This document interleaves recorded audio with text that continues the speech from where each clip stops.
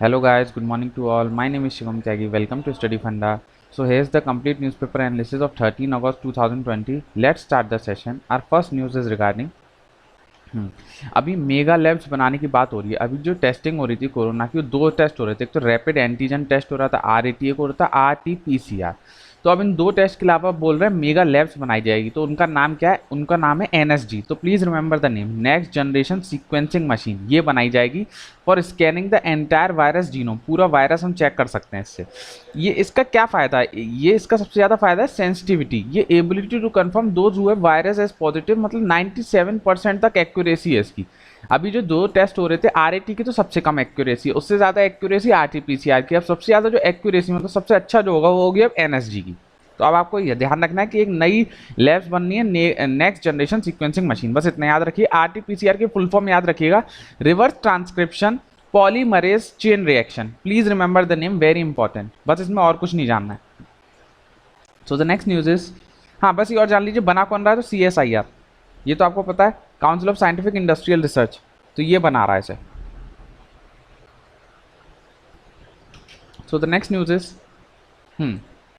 High court reserve order on plea against try tariff order. हमारे जानने का कुछ भी इंपॉर्टेंट नहीं था, लेकिन बेसिक जानना बहुत जरूरी है। इसमें बात हुई है आर्टिकल 19 के बारे में। तो आपको पता होना चाहिए आर्टिकल 19 क्या है। तो इसमें आर्टिकल 19 1A और 1G की बात हुई है। तो देखिए यहाँ मैंने सारे लिख दिए, आप देख लीजिए, और आज लक्ष्मीकांत में पढ़िएगा भी क्या क्या है। तो आर्टिकल 19 क्या कहता है? Freedom of speech and expression का अधिकार है। फिर सेकंड क्या होता है? असेंबल, पीसफुली असेंबल हो सकते हैं विदाउट आर्म्स। तीसरा क्या है? फॉर्म एसोसिएशन और यूनियंस। चौथा क्या है? To freely throughout the country, move कर सकते हैं। Sorry, to reside and settle any part of the territory, किसी भी पार्ट में आप रह सकते हैं। और to practice any profession, any occupation, trade और बिजनेस, और आप अपना कोई भी प्रोफेशन, आप कुछ भी अपना काम धंधा कर सकते हैं। तो आपने एक चीज नोटिस करी होगी, ABCDE, इसके बाद F कहाँ गया? तो A के गायब हुआ नहीं है, इसको रिमूव कर दिया गया है। किस ये था कि हम प्रॉपर्टी खरीद सकते हैं, राइट टू प्रॉपर्टी का अधिकार था, तो उसको खत्म कर दिया था। राइट टू प्रॉपर्टी के अधिकार को खत्म कर दिया था बाय 44 कॉन्स्टिट्यूशनल अमेंडमेंट एक्ट। इसको हटा के लीगल राइट बना दिया था अंडर 300A। अब ये राइट टू प्रॉपर्टी है, वो एक लीगल राइट है, फंडामेंटल राइट नहीं रहा है वो, अब लीगल राइट हो गया। हटाया किससे था? तो आप 44 कॉन्स्टिट्यूशन अमेंडमेंट से हटाया था। फिर इसमें बात हुई थी सॉलिसिटर जनरल के बारे में।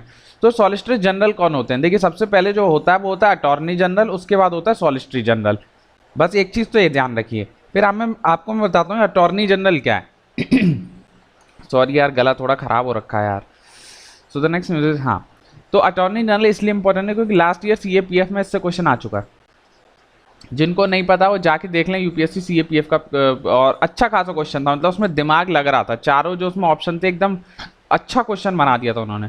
तो अटॉर्नी जनरल कॉन्स्टिट्यूशनल बॉडी है क्योंकि ये आर्टिकल 76 में लिखा गया है। ये हाईएस्ट लॉ ऑफिसर बॉडी है, मतलब अगर गवर्नमेंट ऑफ इंडिया का कोई केस है तो उसको कौन लड़ेगा? तो उसको अटॉर्नी जनरल लड़ेगा। ये अटॉर्नी जनरल के अंडर में ही आता है सॉलिसिटर जनरल। तो गवर्नमेंट ऑफ इंडिया की तरफ से रिप्रेजेंट कौन करेगा उस केस को? या तो अटॉर्नी जनरल करेगा, या अटॉर्नी जनरल बोलेंगे सॉलिसिटर जनरल को तो सॉलिसिटर जनरल करेंगे।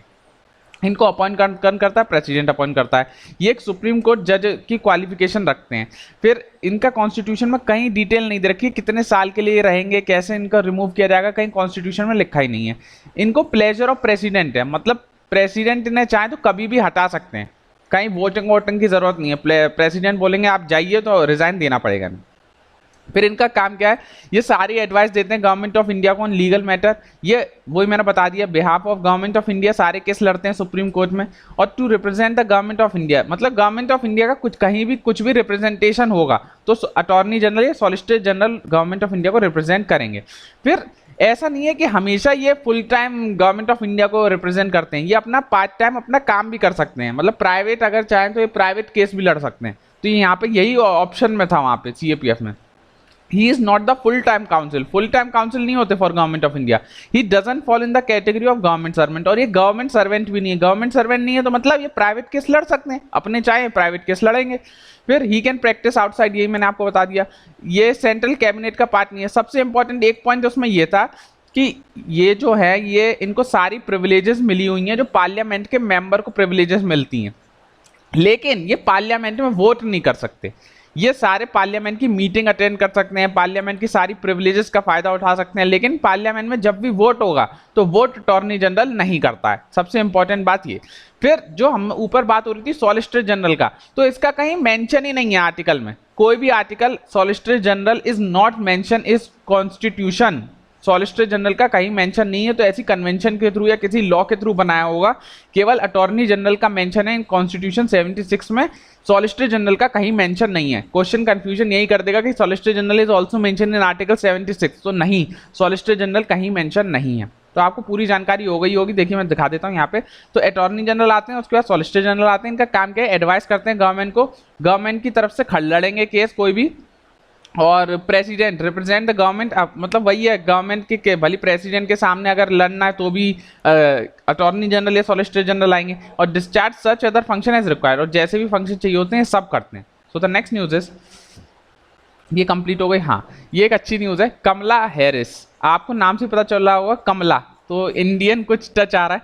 तो अभी आपको पता है यूएस में इलेक्शन होने वाला है। तो यूएस में दो पार्टी हैं, एक होती है डेमोक्रेटिक पार्टी, एक है रिपब्लिकन पार्टी। तो रिपब्लिकन पार्टी तो ट्रंप साहब की है, ट्रंप साहब उससे खड़े हैं। अभी डेमोक्रेटिक पार्टी के जो प्रेसिडेंट इलेक्शन के लिए जो खड़े हुए थे उनका नाम है Joe Biden, please remember JOE Biden.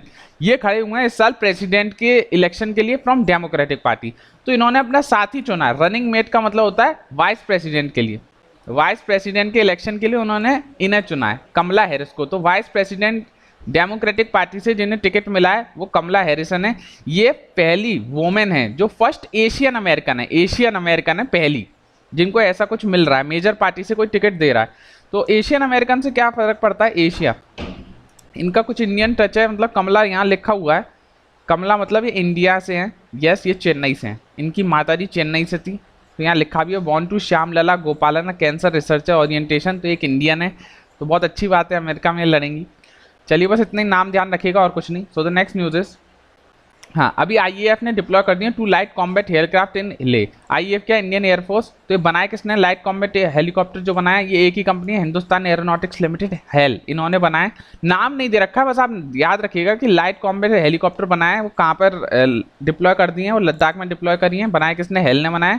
ये lightest attack helicopter in the world है, lightest attack helicopter in the world. इसमें नाम ने कहीं मेंशन नहीं था, इसलिए मैं आपको बता नहीं पा रहा हूँ, बस आप इतना ही रिमेंबर करिएगा। सो द नेक्स्ट न्यूज इज, हाँ, अरे यार यही आज का क्वेश्चन था, मैं छुपाना भूल गया।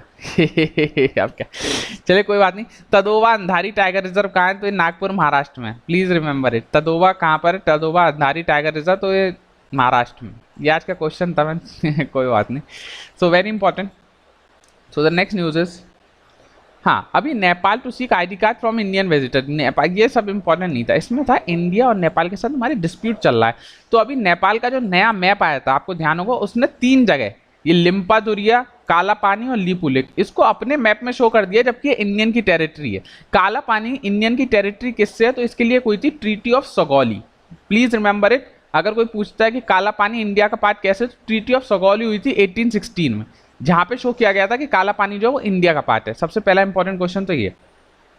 फिर इसमें एक चीज लिखी है सुस्ता इन द उत्तर प्रदेश, ये तो हमारी उत्तराखंड के साथ 3 डिस्प्यूटेड टेरिटरी है, लिम्पादुरिया, लीपुलेक और काला पानी। काला पानी के पास से जो नदी जा रही है, प्लीज रिमेंबर उसका नाम क्या है? उसका नाम है काली रिवर। काली रिवर जा रही है। कभी कभी रिवर का नाम पूछ लेते हैं कि काला पानी के पास से कौन सी रिवर जा रही है, काली रिवर, या इसका दूसरा नाम है शारदा रिवर। काला पानी, काली रिवर को बहुत बार हम शारदा रिवर से भी डिनोट कर देते हैं, तो दोनों नदियों का नाम याद रखिएगा, काला पानी से गुजरनी है नदियां। फिर ये तो जो हमारी डिस्प्यूटेड टेरिटरी है हमारी उत्तराखंड के साथ है, हमारी नेपाल के साथ जो डिस्प्यूटेड टेरिटरी है वो यूपी के साथ भी है, उत्तर प्रदेश में भी है। तो उसका जो प्रॉब्लम है उसको बोलते हैं सुस्ता एरिया, जो यहाँ लिखा भी है न्यूज में, आप देखेंगे तो यहाँ लिखा भी है सुस्ता। तो सुस्ता एरिया, सुस्ता एक एरिया, टराई रीजन है यूपी में, उसके साथ डिस्प्यूटेड टेरिटरी है। इसके पास से जो नदी पास हो रही है उसको हम बोलते हैं गंडक। यूपी में जो इससे नदी पास हो रही है तो गंडक रिवर। तो सुस्ता रीजन जो यूपी के अंदर आता है, जो नेपाल के साथ हमारी डिस्प्यूटेड है, उसमें आती है गंडक रिवर। जो उत्तराखंड के साथ काला पानी में जो रिवर है वो हमारी है काली रिवर या शारदा रिवर। तो मैंने पूरा आपको बता दिया, जो भी क्वेश्चन बनेगा इससे आप पूरा अच्छे से सॉल्व कर लेंगे। जो ट्रीटी है मैंने वो भी बता दी। हाँ, इसमें काला रिवर पे 2 डैम और हैं, तो उनका नाम याद और कर लीजिए। टनकपुर हाइड्रो इलेक्ट्रिक डैम है, टनकपुर है, और एक चमेलिया करके, चमेलिया, चमेलिया। अब इससे कोई भी क्वेश्चन आएगा आपके सारे हो जाएंगे। टनकपुर चमेलिया हाइड्रो पावर प्रोजेक्ट हैं जो इन रिवर्स पे हैं काला पानी के आसपास। सुस्ता एरिया में गंडक रिवर, ये यूपी का एरिया है और ये सब उत्तराखंड वाला एरिया। सारे क्वेश्चन हो जाएंगे guarantee. So the next news is, हाँ, अभी सुप्रीम हाई कोर्ट ने अलाउ कर दिया रेप विक्टिम टर्मिनेट प्रेगनेंसी। तो हमारे लिए जो टर्म प्रेगनेंसी को खत्म करने के लिए एक एक्ट है, उसको बोलते हैं MTPCT एक्ट, ऐसे करके होता है। इसकी फुल फॉर्म क्या है? Medical termination of pregnancy act. तो ये क्या बोलता है कि आप जो प्रेगनेंसी को अगर कोई खत्म करना चाहता है, टर्मिनेट करना चाहता है, केवल 20 वीक्स के अंदर खत्म करना होगा। इससे ज्यादा अगर उसे खत्म करना है तो उसे कोर्ट की परमिशन लगेगी। तो अभी एक रेप विक्टिम है, 16 साल की बच्ची थी, इसका यार कैसे लोग होते हैं यार, वो अभी उस 22 वीक की प्रेग्नेंट थी, तो उसके साथ बहुत सारी कॉम्प्लिकेशन हो रही थी उसकी प्रेगनेंसी में। तो हाई कोर्ट ने उसे परमिशन दे दी है कि हाँ चलो आप उसकी प्रेगनेंसी को टर्मिनेट कर दो। लेकिन अगर कोई पूछता है कि टर्मिनेशन पीरियड कितना है प्रेगनेंसी का, तो 20 वीक्स है अकॉर्डिंग टू MTPCT एक्ट बोलते हैं इसे, medical termination of pregnancy act. 20 weeks का टाइम होता है, बस आप 20 वीक्स ध्यान रखिएगा, आपका काम हो जाएगा। सो द नेक्स्ट न्यूज इज, हाँ, फॉरेस्ट लॉस थ्रेटन हॉर्नबिल। तो हॉर्नबिल, आज का क्वेश्चन यही है, IUCN स्टेटस बताएंगे आप मेरे को हॉर्नबिल का। चलिए, वेरी इंपॉर्टेंट, एक लाइन का है। अरे यार मैं सब कुछ मैं ही बता देता हूँ, ऐसा जल्दी जल्दी आप क्वेश्चन पूछ ही नहीं पाता हूँ। इसमें एक था पक्के टाइगर रिजर्व, तो पक्के पागे टाइगर रिजर्व बोलते हैं, पक्के पागे टाइगर रिजर्व। तो ये अरुणाचल प्रदेश का है, वेरी इंपॉर्टेंट। कहाँ का है पक्के पागे टाइगर रिजर्व? तो अरुणाचल प्रदेश। इसमें एक ट्राइब है जो हॉर्नबिल को बचाने की कोशिश करती है, तो नीशी ट्राइब, नीशी, NYSHI ऐसे भी लिखा रहता है, NISHI भी लिखा रहता है बहुत बार। तो नीशी ट्राइब ध्यान रखिएगा, अरुणाचल की है। बहुत बार क्वेश्चन ट्राइब रिलेटेड होते हैं, तो प्लीज रिमेंबर ट्राइब के नाम। अरुणाचल प्रदेश की ट्राइब है नीशी ट्राइब, जो इसको प्रोटेक्शन का काम कर रही है हॉर्नबिल का। आज मेरे को आप IUCN स्टेटस बताएंगे हॉर्नबिल का, वेरी इंपॉर्टेंट, प्लीज बताइएगा। So the next news is, 1 lakh loan sanction to street vendor. ये बहुत इंपॉर्टेंट है, स्कीम रिलेटेड सवाल। PM स्वानिधि, PM स्वानिधि, तो इसकी फुल फॉर्म क्या है? PM street vendor Atmanirbhar Nidhi. तो इसमें क्या लोन दिया जाएगा स्ट्रीट वेंडर्स, जो बेचने वाले, रेडी वाले बोलते हैं हम, जो आपके सब्जी की ठेल लेके आते हैं, गोलगप्पे की ठेल लाते हैं, जो ये सब लोग हैं, इनको 1 लाख रुपए तक का लोन दिया जाएगा। ये आपको ध्यान रखना है, 1 साल का टाइम पीरियड है, उसमें 1 साल का टाइम पीरियड है, लोन दिया जाएगा 1 लाख तक रुपए का। ये किसके अंदर स्कीम आती है? PM स्वानिधि, ये पूछा जा सकता है। तो ministry of housing and urban affairs, please remember it यार, मिनिस्ट्री बहुत इंपॉर्टेंट होती है, ministry of housing and urban affairs. PM Svanidhi किससे स्कीम है? तो स्ट्रीट वेंडर्स को लोन देने की स्कीम है। कितना पैसा इसमें लोन में दिया जाएगा? तो 1 लाख रुपए दिया जाएगा, 1 साल के लिए दिया जाएगा, बस इतना ध्यान रखना है और इसमें कुछ नहीं ध्यान रखना है। सो द नेक्स्ट न्यूज इज, हाँ, अभी श्रीलंका में कैबिनेट ने स्वान कर लिया, तो हमें इसमें बहुत बार कंफ्यूजन हो, डायरेक्ट एग्जाम में क्वेश्चन आ जाता है कि वहाँ के प्रेसिडेंट का नाम क्या है या प्राइम मिनिस्टर का नाम क्या है। तो प्रेसिडेंट का नाम तो है गोतबा राजपक्षा और प्राइम मिनिस्टर का नाम है महिंद्रा राजपक्षा। वैसे तो ये दोनों भाई भाई हैं, तो आपको नाम याद रखना पड़ेगा, ऐसे याद रखिए PG।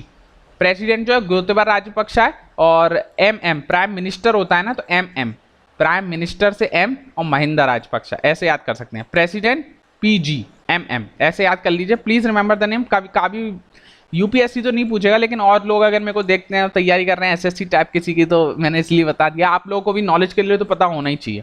So the next news is, हाँ, ये एक इंपॉर्टेंट कॉन्सेप्ट है इकोनॉमिक्स का। मैं रोज ढूंढता हूँ कोई आपको इकोनॉमिक्स का अच्छा कॉन्सेप्ट दे दूँ, क्योंकि एग्जाम में पूछने के अब चांसेस बढ़ रहे हैं, क्योंकि 2 साल से CAPF में बहुत इकोनॉमिक्स से सवाल हो रहे हैं। कम से कम 9 से 10 सवाल इकोनॉमिक्स का था पिछले साल के पेपर में, तो बहुत अच्छे सवाल थे, मतलब काफ़ी मतलब क्या बताऊँ, काफ़ी बच्चे गलत कर दिए थे। तो अभी ये क्या न्यूज़ है, के economy shrinks by record 20% in recession. Recession का मतलब क्या होता है? इन्फ्लेशन का उल्टा होता है। इन्फ्लेशन मतलब महंगाई, रिसेशन मतलब महंगाई कम हो रही है। तो अभी यूके में 20% रिसेशन है, मतलब महंगाई जो है वो 20%, रिसेशन महंगाई का बस उल्टा होता है, बस आप ये ध्यान रखिएगा।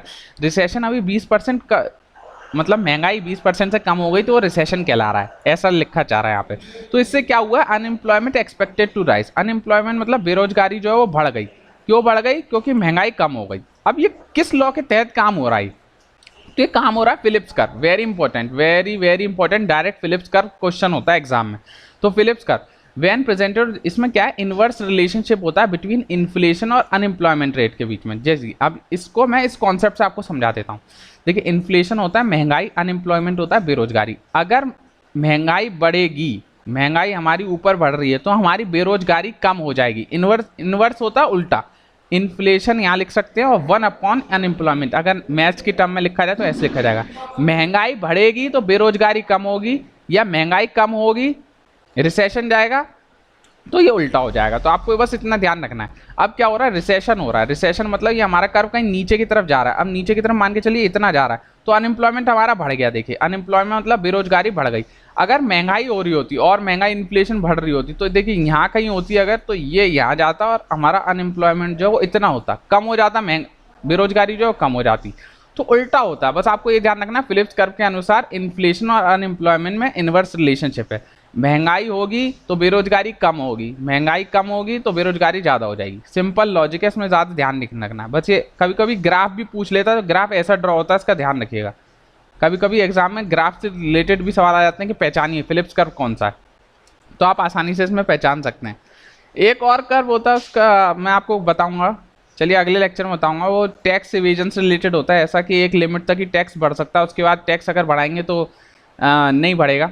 चलिए कोई बात नहीं, मैं आपको नेक्स्ट लेक्चर में बताता हूँ उसे। तो नेक्स्ट न्यूज़ इज, हाँ ये कल आपसे क्वेश्चन पूछा था, तो नाकुला सेक्टर मैंने आपसे पूछा था, ये सिक्किम का पार्ट है। बहुत लोग बताए थे, बहुत लोग नहीं बता पाए थे, तो मैं बता देता हूँ। सिक्किम का पार्ट है, नॉर्थ सिक्किम का पार्ट है। इतना भी मैं डिटेल में बता देता हूँ। अगर कोई स्पेसिफिक पूछ लेता है किस चीज़ का पार्ट है, तो नॉर्थ सिक्किम का पार्ट। बहुत डिस्प्यूटेड टेरिटरी था। अब आपके लिए मैंने एक आसान काम कर दिया है, रुकिए मैं आपको दिखाता हूँ।